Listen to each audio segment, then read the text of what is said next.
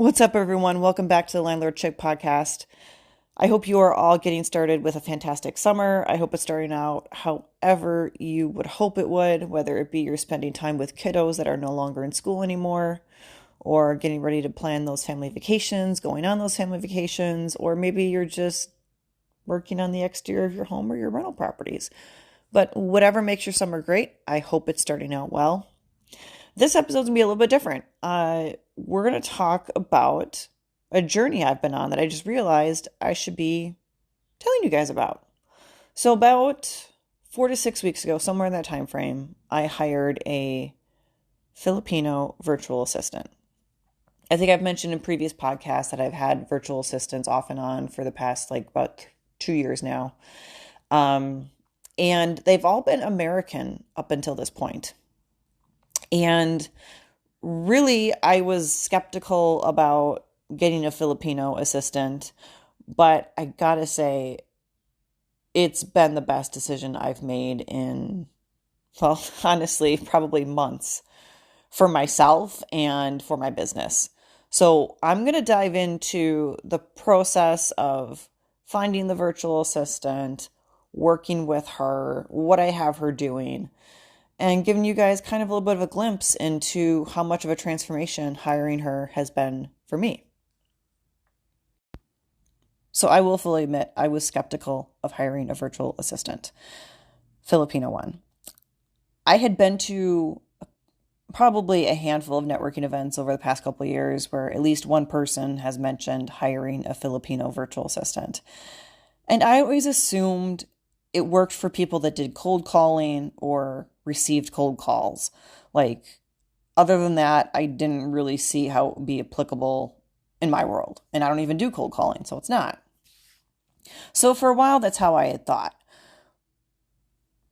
But I've always had virtual assistants for the past couple of years. And previously, I've done only American virtual assistants. This time, however, I don't know if it was out of necessity or just kind of rolling the dice, but I ended up going with a Filipino virtual assistant. Now, the first thing I want to say about hiring a Filipino virtual assistant is that you do have to understand that you're going to be paying them less than what you would an American virtual assistant, but you're still going to be giving them a very upscale life in the country that they live in. So the average wage for a Filipino virtual assistant in American dollars is between $4.50 and $7.50. For perspective, over there, that is a very, very low upper class, maybe middle upper class income. And which means that you're really elevating somebody potentially out of a position of middle class life or even poverty life. So for me, it took a while to get used to that idea of paying somebody so inexpensively because this is the first time I've hired somebody outside of the country. So I'm used to paying labor that is equivalent with what we consider the norm in America. Now, for me, hiring the virtual assistant, I always knew I was going to go through one particular website, onlinejobs.ph. I'll say that website again at the end of the podcast, just in case right now you're listening and going yeah, that's great, but I'm never going to hire one. Maybe by the end of this, you'll be like, oh man, I totally want to hire one. I wish you would say that website again. I got you. Don't worry. So I knew that was the only place I was going to go because as I was networking in real estate, that was the number one place everyone said. I don't think I had anybody mention a website other than that for finding a Filipino virtual assistant. Maybe one person said Fiverr, I think, or I'm trying to think of what the other website was. It's kind of relatively common here in the United States, actually, for finding virtual assistants and online workers. But I can't really think of it right now. But anyway, I always knew I was always going to do that one particular website. What I had learned about it from the networking I did was, first off, they do an ID check, which basically they do checks to make sure the person is who they say they are. So they get an ID verification score. And I don't know how exactly they do it, but they go through the process of verifying that the person is actually who they say they are. And I think the score range is like between 60 and 100. 60 meaning, yeah, we really couldn't identify this person. They may or may not be this person. And then obviously the closer to 100, the more likely the person is who they say they are. Again, I don't know the mechanics of it. I don't know what goes into verifying somebody's identity outside the United States, let alone in the Philippines. But this is a very reputable site. It's featured in Forbes. It's been featured on CNN. It's been featured plenty of places. It's run by a group of Americans, which for me in particular, that's why maybe another reason I can trust it. But they do take care of at least trying to verify the person's identity. Then it's on you whether or not you still hire that person, knowing that they may not be who they say they are. The other thing I like about that website is that you can pay your virtual assistant directly through your website. They actually partnered with 2 places that are very secure and trustworthy for doing international payments, particularly for people that are consulting or virtual assistant jobs. So directly through them, doesn't cost you anything. You can pay your virtual assistants through the website, pick one of the 2 pay platforms that you want to use. Makes it really, really simple. The other thing I like about online jobs is that you can post your ad. You have to have a premium account to post your ad, but after that, you can go ahead and cancel your premium account. So after the 1 month or whatever, you can cancel your premium account. You can still pay your people through that website without having a premium account. You can do a lot of things on that website. You just can't necessarily message people, and I think you can't post a job. I don't know. I'm trying to remember. It's kind of been short-term memory. Like I put it in my memory once and then I dumped it out. But really, that's why I love that website, is you can pay people through it. They do this ID verification, making sure that they decently are who they say they are for you. And for me, though, those were 2 of the big bonuses, because those are sort of like the biggest hurdles that I had. So I knew where I was going to get the virtual assistant from. Going to come from that website. But yet before I did anything with that website, I needed to figure out what the virtual assistant was going to do. Now, you might be thinking, well, wait a minute. You said you already had virtual assistants, so don't you know? I know a little bit. But I also knew from everything I had heard through the grapevine that a Filipino virtual assistant would need more tasks to do for the same amount of time as an American virtual assistant. I can't explain what it is. I've heard maybe it's culture. I've heard it's their desire to please. It's part of their hardworking ethic. I don't really know, but what you will find is that a Filipino virtual assistant will probably be twice as efficient as an American virtual assistant. Again, I don't really know why this happens. I don't know any of that. But it is a truth fact that I can actually swear and say, yes, this is 100% true. My Filipino assistant is honestly more efficient than either American virtual assistants that I have had. I'll just take it. I'll say it. Like, I will take it. Like, I have been pleasantly surprised. But anyway, so going into this, I knew, okay, I needed to expand that list. What I had that person do for 15 hours a week or 20 hours a week wasn't going to cut it for the Filipino assistant. So I took that list of everything that I had already delegated to the current virtual assistant, and then I knew I had to expand upon it. So what I did was I sat down for about 20 minutes and I wrote down everything that I do in my business, everything that I thought came to mind. And this was not a general list, it was a very specific list. So here's a good example. I didn't just put down accounting. I put down what I do, which is I do the bank recs. I do the entry for the receipts that I have for purchases. I then also go ahead and enter my own deposits when I'm depositing money into my accounts.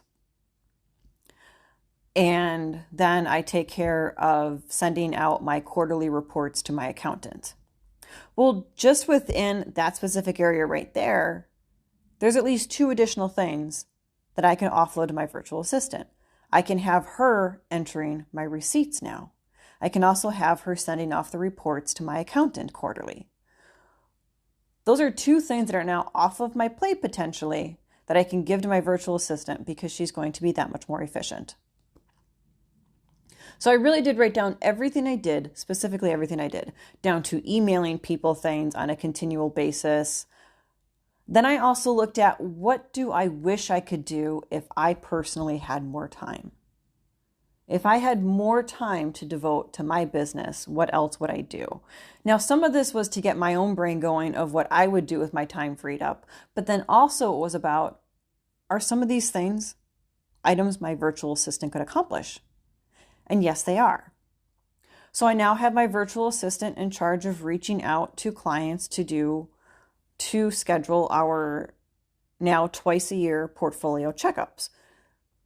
I also have my new virtual assistant reaching out to leads. So leads being people that have talked to me about property management or buying items with me as a realtor, but yet we haven't actually crossed that bridge of making any sort of transaction.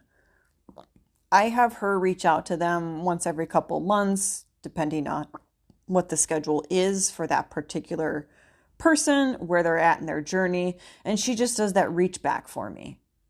That takes that off my plate, and my prospects are getting continual communication from me. So that works out really well. But then the third thing that I did, and this was something I did a little bit later. I didn't do this in necessarily the same 20 minutes. But then what I did was I sat down and I thought about, okay, what are all the projects that my virtual assistant could do for me that are one-off projects, but will be really, really great if they were done? Because this is all that back burner stuff. Like, for instance, okay, I knew that I had to draft a new tenant lease. Was I looking forward to it? A little bit. But is it the most efficient use of my time doing all of the typing of everything? No, not necessarily. So what I decided was that was something that could go on the project list. I would write out what I want the lease to be. I would highlight it from different sources that I had, transfer this from this one, transfer this from that one, type it all up. I could have her do that. I would still put the language and everything together, but she could do the typing for me. So I started thinking about how, you know what, actually, if she's going to do that sort of transcription for me, if I write out my blogs, she can transcribe my blogs for me. And then maybe I could actually have her post them for me as well. So it kind of went like this continuous loop where whether it be I was working on the project list or I was thinking about the things that I do in the business, suddenly I was finding more and more things that she could do. Now that project list is something I want to continually expand. So I recommend that if you hire a virtual assistant, you have a project list set up where you actually have projects thought of that the person can do for you that will help keep them busy when there's a lull in the business. Because we all have those times, whether it's predictable or it's sort of unpredictable.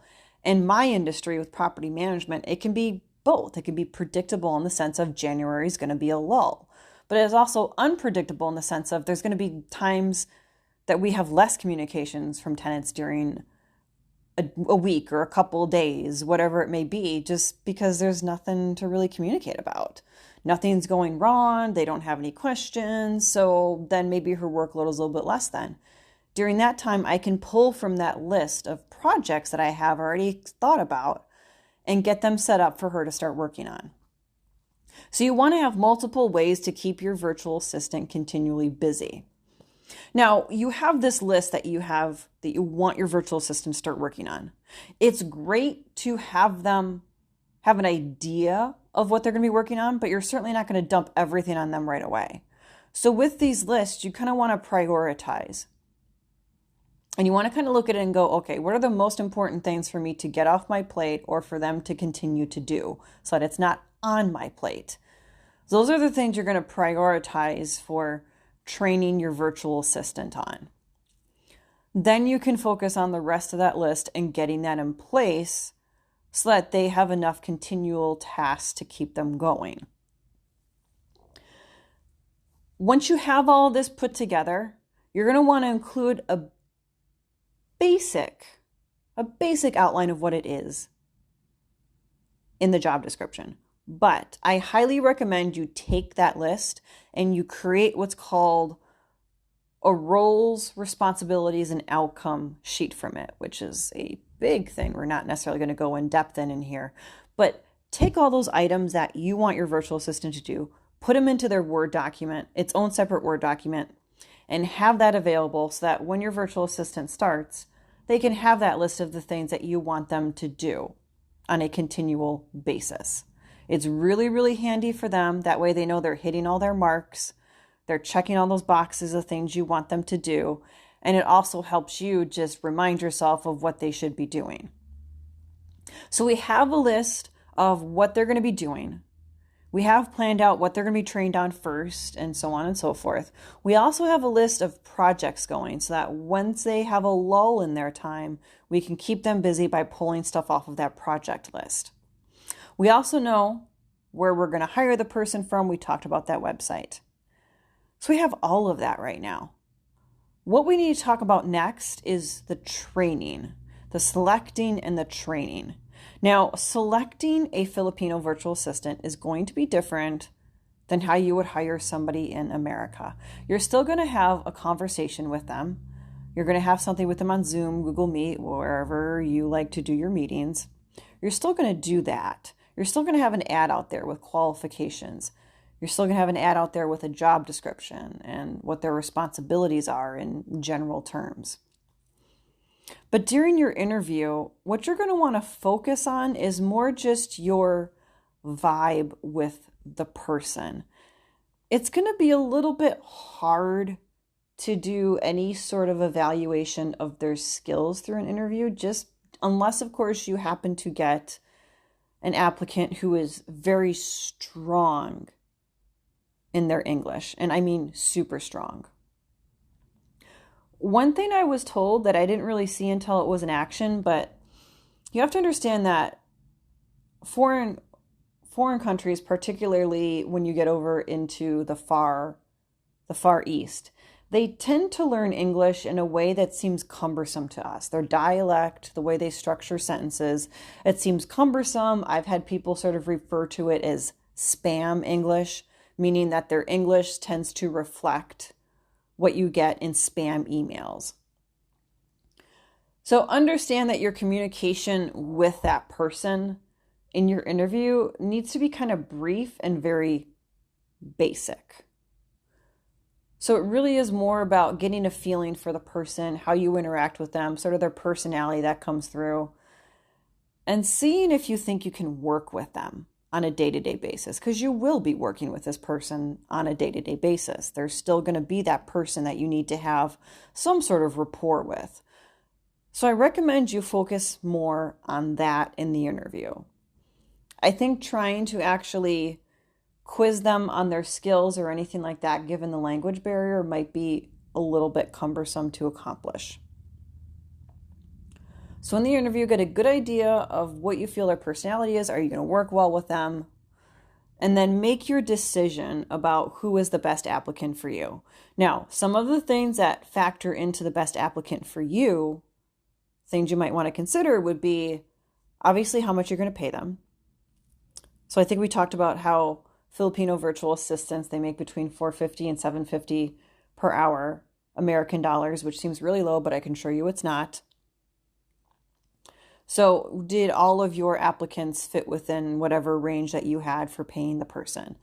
Next thing, is this a person that you're going to want to have overlapping time with them? Understand there's a big time difference between the United States and the Philippines.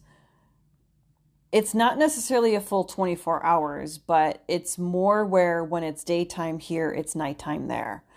So if you want somebody that you can have either daily meetings with, or you want somebody working at the same time that you are, you're going to be asking them to work during what is the night shift in the Philippines, which means really, just like in the United States here, you earn more money if you work third shift.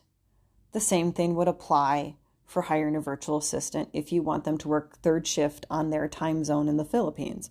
Sure, pay them a little bit more, but you also want somebody who's willing to do that. Now, the way I did it is my virtual assistant technically starts before me. She starts at about 6:30 in the morning, and then she goes until about anywhere between 11 and noon, depending on what's going on.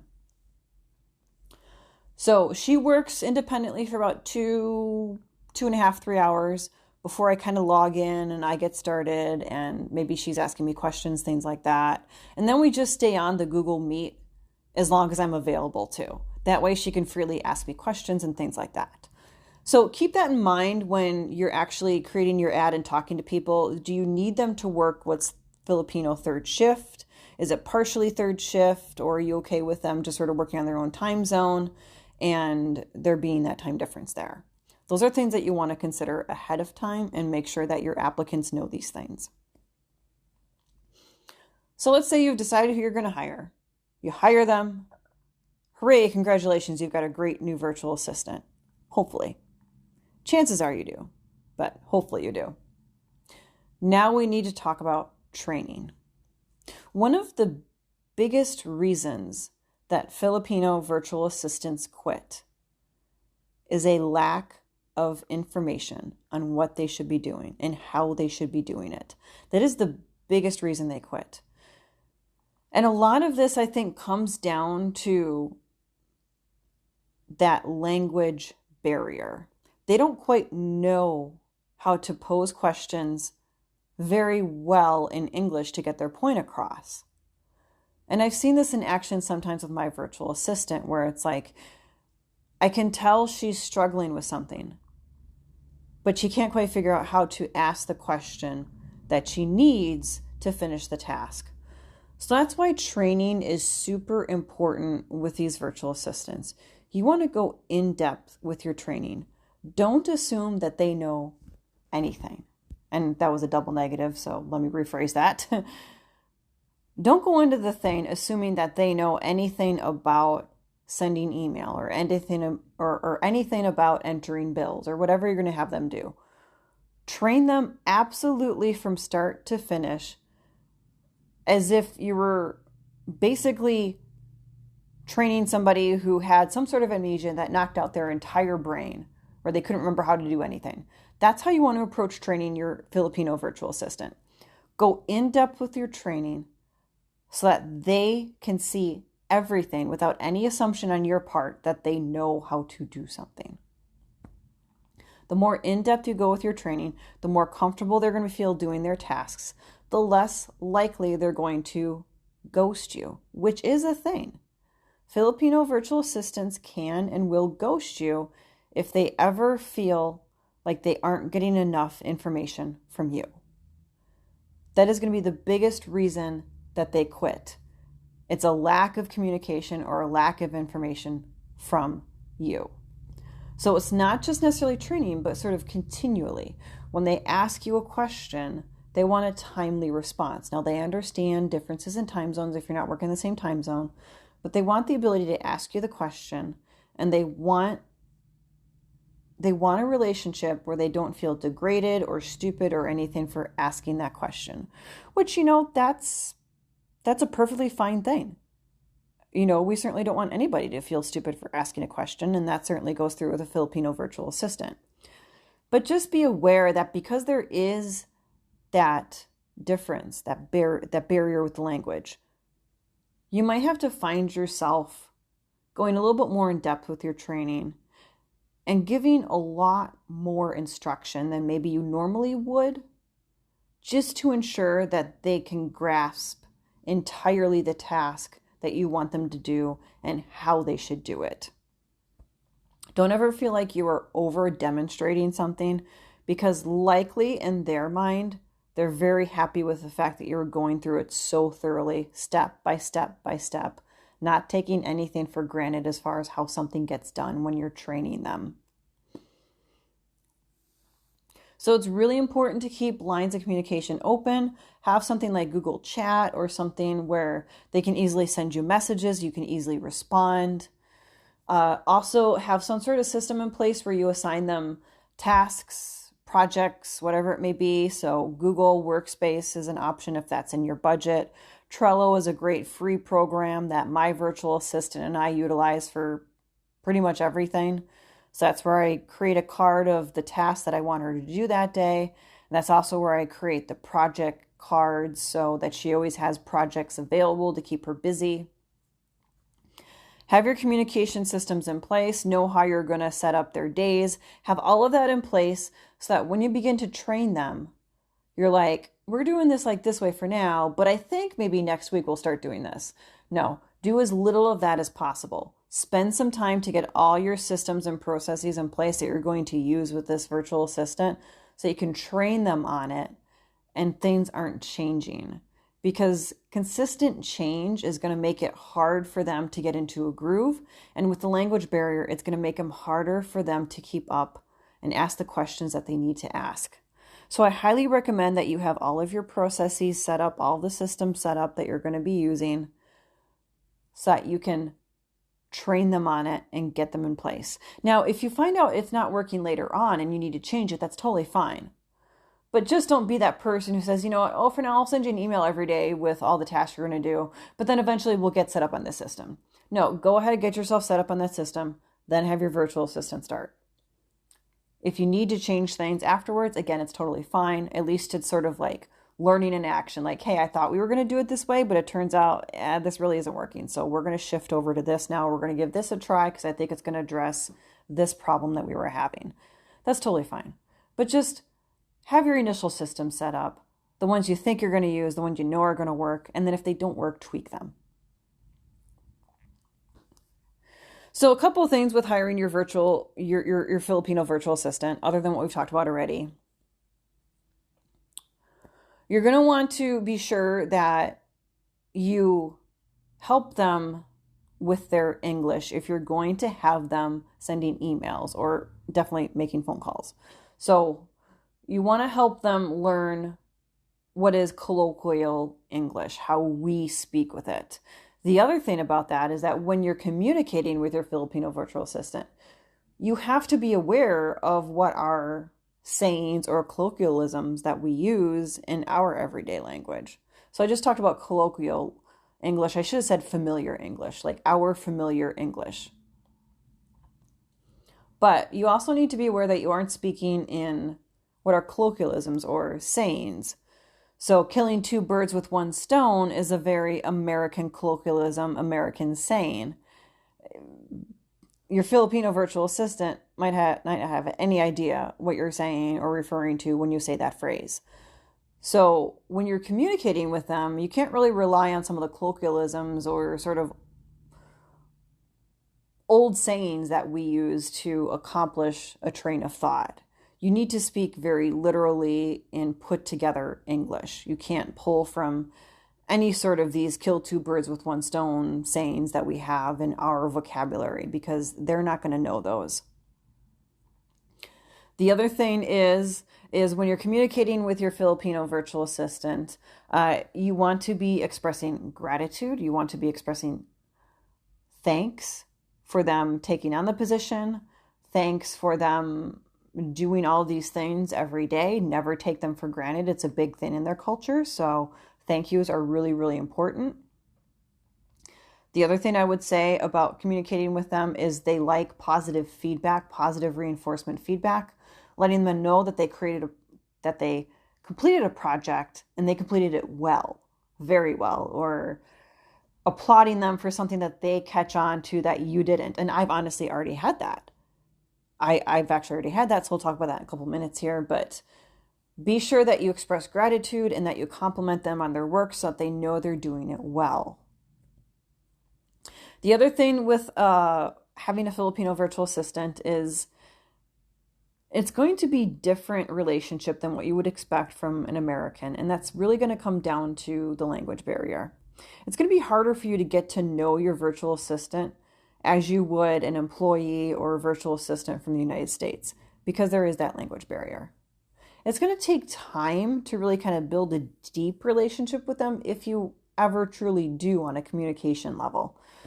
Don't be surprised if you do log into a Google Meet with them. They're not necessarily going to go in depth and tell you about what their weekend was. Like maybe they might mention they went away on a trip and that family came, but that's really going to be the most you get out of it, and it might be like one quick sentence. I think that might also be part of their culture as well as the language barrier. I think there's very much more of a stronger division between employee and employer, sort of like this idea of downstairs, upstairs, if Downton Abbey reference sort of thing. So you likely will not ever have the same in-depth relationship with a Filipino virtual assistant as you do with an American employee or virtual assistant. Then the last thing I would say about communicating with your Filipino virtual assistant is that you want to be sure that you are communicating in a way that is efficient. We've talked about efficiency a lot in regards to how they work, but let's talk about efficiency in your communication. Sometimes with, particularly, I think, Americans, we tend to be over demonstrative or over explain, or basically take much longer to explain or say something than what needs to happen. When you're communicating with your Filipino virtual assistant, the more concise it can be, the better. Because the longer it is, the more chance they're going to misinterpret or not understand what you're saying because they're so overwhelmed with the amount of communication there. So here's a practical example. Let's say you want to train them on how to send out delinquency emails. So you have them email tenants that are past due. That could be done in like basically 4 sentences. But if you expound on it and make it 12 or 16 sentences, there's all the more chance that their mind's going to get overwhelmed with trying to translate it properly. And then they're going to maybe miss something or not understand what needs to be done. So the more concise your explanations, the better. And I think also to that point, the more basic English you can use, the better. So basic, I would say you want to be using probably junior high, middle school level English. High school might potentially be okay, but you certainly want to steer clear of using words that are like words of the day at the gas station, or, any sort of like really sort of high-end words. So you want to use sort of the basic English as if you were talking to somebody who was maybe in middle school. It's not necessarily to degrade them, but it's just to ensure that they understand every word that you are saying and every word that you're typing. Don't use any of your big, powerful words that have, 6 or 7 syllables to it. Don't use any of don't use Spanish and English or French and English, because that's going to make it even more confusing for them. Stick to very basic English when you're communicating with them. Assume that's where their level of English is at. If it turns out it's higher than that, you can adapt as you see words that they use, so on and so forth. But those, I think, are my biggest tips for communicating with your Filipino virtual assistant.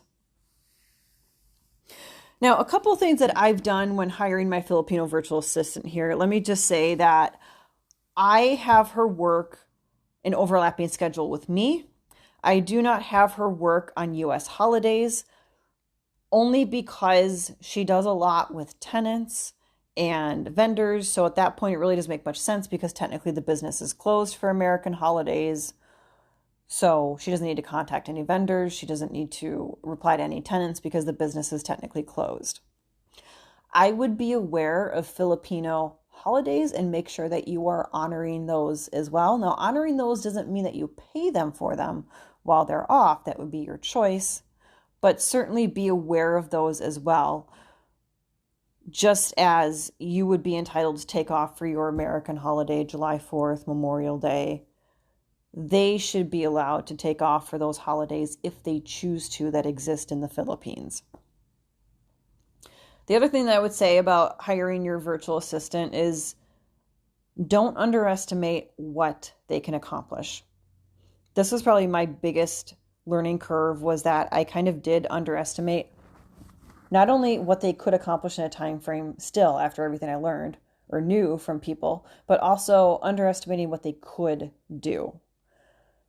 I ended up adding more things to their plate than what I originally thought because it turns out they were much more capable than I thought they were. So after a couple weeks, I was able to determine, you know what? They're much more capable than I thought they were at doing stuff in the property management software system. I can actually send them more things for them to do on a regular basis in there that would normally fall upon me. The other thing I would say about hiring your Filipino virtual assistant is if you can, create videos of training. So you're going to train the person. Hopefully you're going to train them in person, like on a Google Meet or something. What I highly recommend you do is record just small videos at a later date of you doing the same task. So that in the event they have any questions, they can quickly go back and reference those videos. So maybe it's something you want them to continually do. Maybe it's just a project. Maybe show them really quickly that one element of a project. Record it in a video and then upload it somewhere so they can watch the video to get help on how to accomplish it. Those are really, really useful for them because they're able to see it in action. It doesn't require you stopping and doing what you're doing, and they can go back and reference it at any time. So I highly recommend you create like a video library of you running through the tasks on how to do them. This is especially true for things that maybe don't happen every single week or every single day, or ones that happen just sort of occasionally when the need arises. I think it'd be really, really good for you to have video training set up on those items because then if it happens 1 month, but that isn't happening again for 2.5 months, your virtual assistant can just reference those videos and go, oh, okay, here's the video. This is how I do this. Because it's already been 2 months since I last did it. I likely don't remember everything about doing it. So that would be really, really helpful if you could do that. So some of the resources that I use for my Filipino virtual assistant, we use Trello. That's where we have our tasks. That's where we have our communication board. Then for when I'm away from my computer, we have Google Chat. We use that so that if I'm maybe going to be on the road or I'm going to be like in meetings off and on all day, what can happen is I can just go into Google Chat and reply to a few things when I have a moment. And then that way she still has communication from me. We also utilize Google Drive. So Google Drive is where we have all of our documents and stuff. She does all of my bookkeeping stuff up on Google Drive. We have Google Workspace. Google Workspace is great. If you want to be able to delegate your email but not have to give them your password, Google Workspace is worth it for that in itself. That is an amazing tool because one thing I have my virtual assistant do is she just goes in and she creates a review of my emails. So from the last time I checked my email, she'll go in, she'll check my email, and she creates a summary. And then that way I can just look at the summary and then I can give her responses. Like I can say, oh, okay, can you go into the property management software, pull this report and send this to this owner because he asked it. She can do all of that then. Then I can also just type in responses easily and have her send over the responses through my email. So really Google Workspace is worth it in itself for the email management if that's something you need help with. And then of course you get access to a bigger Google Drive and you get access to Google Chat more on a very business level. So you can have tasks in there as well. You can have attachments in chat. So really the expanded version of chat for Google Workspace is very good as well. I would definitely recommend Google Workspace if at all it's in your budget. It would be, I think it's going to be like $300 a year for 2 users, which I think is very, very much worth it for all of what you get out of it. So those are really the basic things that we use. We use Metricool, which is what I use for scheduling social media. We use Metricool because it includes LinkedIn. So she has access to the Metricool that way she can post to Facebook and Instagram and LinkedIn for me across the 3 brands that I have. And that's why I like Metricool, because you can have multiple brands without paying extra for them. I think you can have up to 3 brands. So that's what I've gone ahead and done in Metricool. But she has access to Metricool so that I can just go through my camera roll once in a while, find pictures that she can upload to social media, get those scheduled out, and everything's great. All right, guys, I hope you understand. I hope you love this crash course on a Filipino virtual assistant. I'm going to give you an update in about another 4 weeks and tell you how we've progressed, how things are going, and get a little bit more in depth into my story with a Filipino virtual assistant. This was just like an introduction of where you find one, how you get them set up, everything like that. The next one's going to be slightly more personal about what she's doing for me. I hope you guys have a great week, and I will talk to you next time.